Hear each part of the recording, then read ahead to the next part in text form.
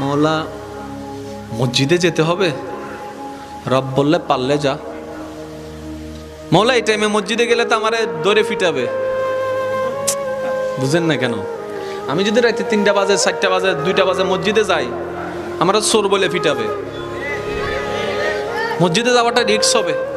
রব্বে করিম বলে মসজিদে না পারবি না, আল্লাহ পারবো না, তাহলে যা ঘরে যা, যাই নামাজ বিছা। বলে যে যাই নামাজ বিছালে তো বউ বুঝে ফেলবে আমি বাটপারি করছি। কথা বলেন না কেন? মওলা বউ বুঝে ফেলবে, মা বুঝে ফেলবে, নিশ্চয় কোন একটা অঘটন ঘটাইছি সেজন্য যাই নামাজে বসে কান্না করছি, তাহলে তো ইজ্জত ফানসার। রব্বে করিম বলে মসজিদও পারবি না, যাই নামাজে পারবি না। মওলা কেমন জানি লাগছে। রব্বে করিম বলে ঠিক আছে, আমি আল্লাহ কতটুক মায়া মহব্বত করি তোকে, তুই তো বুঝতে পারস নি এতদিন, আজকে বুঝার চেষ্টা কর। মসজিদে যাওয়া লাগবে না, যাই নামাজ বিছানো লাগবে না, ওযু করা লাগবে না।